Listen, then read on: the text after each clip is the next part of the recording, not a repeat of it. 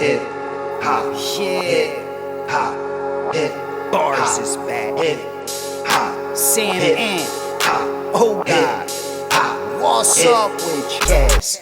Hip hop uncensored is the vibe, so subscribe. Hip hop uncensored is the vibe, so subscribe. Oh God, driving Sam and riding passenger side, and you heard it out the mouth of the greatest rapper alive. If you want to grow your business fast and put your brand, your business, or your product right before each video that we do here on Hip Hop News Uncensored, email me right now at advertise@hiphopun.com. That's advertise@hiphopun.com. Limited time only. Slots are filling fast. Do not wait. Want to shift gears real quick into hip hop. Staying on the crypto conversation, though, I don't know if you heard Jay-Z last week. He is opening up a Bitcoin academy in his home of Marcy projects in Brooklyn, and it's not getting very good reviews. People are very critical of the situation.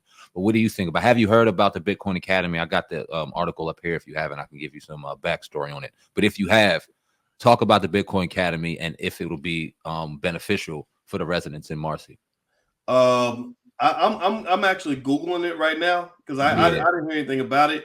Maybe if you could fill me in a little bit. Absolutely. It looks like he's partnered with Jack Dorsey on this. Is that right? Yes, sir. Yep. It says the program will target residents of the Marcy House public housing projects in Brooklyn, where Jay-Z grew up, offering free classes to resident devices and data plans.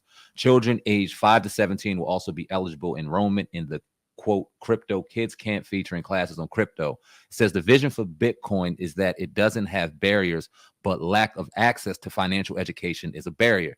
It's still hard to use for everybody's necessities, plus people need devices and data plans. The program's mission statement reads, the program aims to provide education, empower the community with knowledge, and get rid of some of the barriers so that residents can learn more about Bitcoin specifically and finance in general. I don't think there's anything wrong with it. I think that there are more constructive contributions that a Jay-Z could make to Marcy projects. I think that where with Jay-Z, the challenge you have is you can't say he's a bad guy. You can't say he hasn't made any contribution to anybody, but you can't say that some things are lacking in terms of the potential of what he actually could pull off if he were around people that had the right mindset. And so I think that a Bitcoin Academy is fine. I think that learning about crypto is fine, especially if it leads into kids learning about STEM and technology and financial literacy. All that's wonderful. But then I would also end up asking, and maybe he has an answer to this question, but I would be curious about where the actual capital investment is in the Marcy projects. Is somebody putting up $1 billion, $500 million to fund the young geniuses that come out of this space that have some of the best ideas in the world?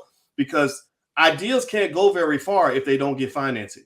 Mm-hmm. And so with Jay-Z having these billionaire white friends out in Silicon Valley and Hollywood and everywhere else, I would challenge them to understand that you can't really do a whole lot in America without access to capital. So if you told me that this was the $500 million Bitcoin Academy, then that would be cool. That would make me say, okay, you're going to train them, and then you're going to finance them and get them in a position where they could be successful. But if you say I'm just going to open up a Bitcoin Academy, I don't hear enough there to tell me that it's really going to be transformative for the Marcy projects. Because here's the other thing about a Jay-Z is, we look up to our hip hop billionaires, and they are seen as sort of beacons of hope and light for the community, and as some of them should be. I don't know, but I remember when I sat and talked to Kanye West for a few minutes. And he told me how much he was worth. He's worth about he said he was worth $4 billion. I didn't have a reason not to believe him, but I wasn't impressed by any of that because I don't really care how much you're worth. I don't really care how great you are. I want to know how great other people are because they've engaged with you. So let me give it a point of comparison. Elon Musk has created probably 200,000 or 300,000 jobs for various white people and people just around the world. Yeah. SpaceX, Tesla. He's an industrialist. There's an entire system behind him that is developing manufacturing systems that are going to impact hundreds of thousands of families. Rappers just rap and brag about how much money they have, and there's not much else that kind of follows through from that other than maybe a little bit of charity, right? So my thought is, my challenge with a Jay-Z would be to say, can I go to the Marcy projects and find 20,000 people whose economic lives are markedly better because of something that you created in that space? You know, are there major corporations? Is there some sort of manufacturing plant there? Is there some sort of major project there that's hiring hundreds, if not thousands, of people to create opportunities for those people? And I'm not necessarily putting that on him or saying that he's a bad guy, that he's come up short, but I'm saying that that we have to ask for more for some of these artists. You know, when I heard Kanye West on Drink Champs say, when I become a trillionaire, I'm going to give every black person $100,000. That was some bullshit. That was stupid.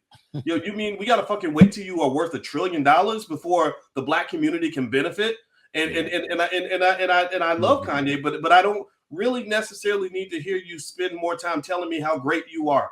I want to hear how great we can all be if we work together and take that leadership role. So sit down, you know, chill out for a minute, sit down at a round table full of experts who can think on a broad systematic level.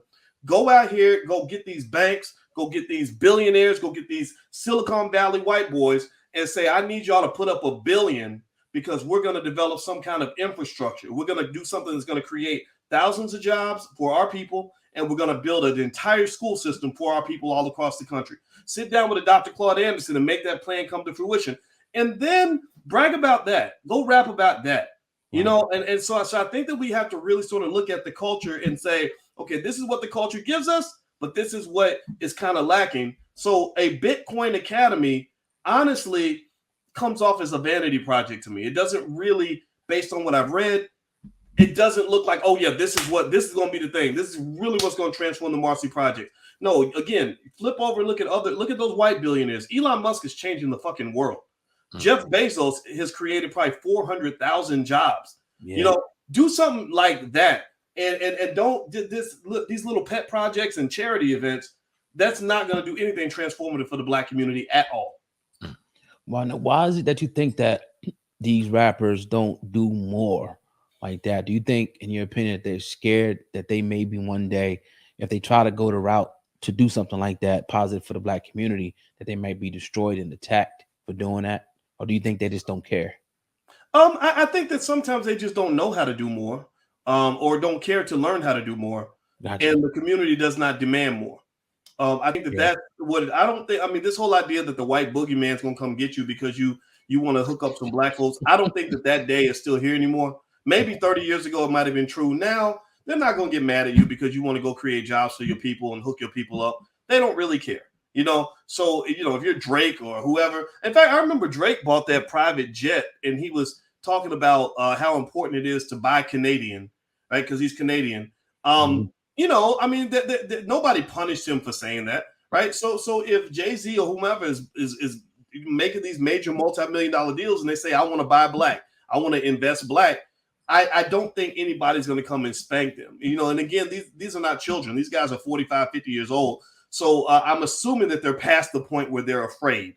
Kanye loves to talk about how he's not scared of nobody. He's not controlled by anybody. So I don't think that's what it is. I think also, unfortunately, there is an element of immaturity in the space where, you know, nobody really looks to you to do anything that is really reflective of king level transformative behavior in your community, where you're literally developing the kinds of systems and infrastructure that your community needs. Black people need institutions. That's why we struggle. We don't have institutions. Starting with the family. They killed our families. The schools suck. We don't have the businesses anymore. So the lack of institution is what is causing us to constantly feel like we're just skating on thin ice all the time. So I think maybe being educated on it, I don't think there's any reason to be afraid. I just think that unfortunately nobody really pushes them on this. And then when I push them, you know, of course, there's going to be a bunch of people who just call me a hater and that's it. Right. But I think that we should expect more from ourselves.